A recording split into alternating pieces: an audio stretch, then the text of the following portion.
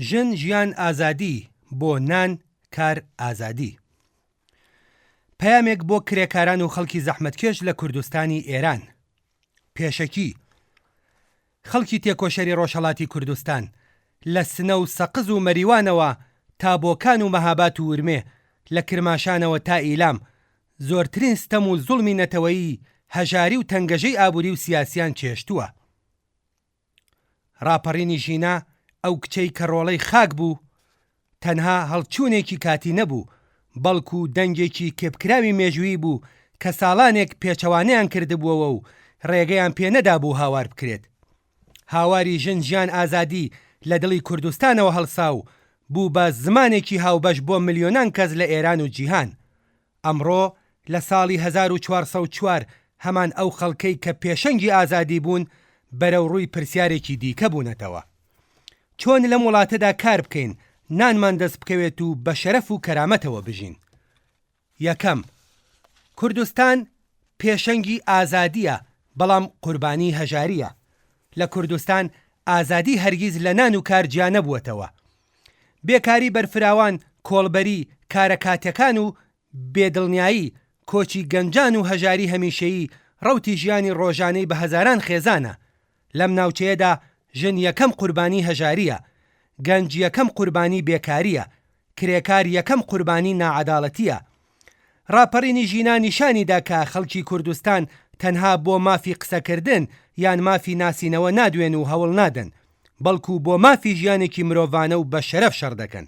دووهەم، بۆچی ئێستا نان کار ئازادی دەبێت ببێتە هاواری گشتی؟ لە کوردستان ئەم سێ وشەیە واتایەکی ڕاستەقینە و ژیاریان هەیە.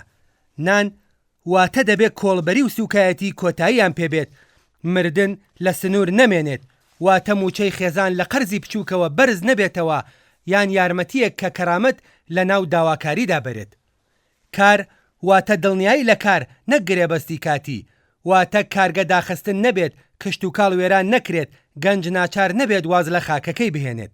ئازادی واتە مافەکانی ڕاپەڕین، کۆبوونەوە و هەڵبژاردن، واتە ژن لە شەقامەکاندا سوکایەتی پێ نەکرێت، کرێکار لەسەر داواکردنی موچەی خۆی زیندانی نەکرێت، خەڵک بەهۆی زمان، ناسنامە یان داواکردنی ماف سەرکوت نەکرێن.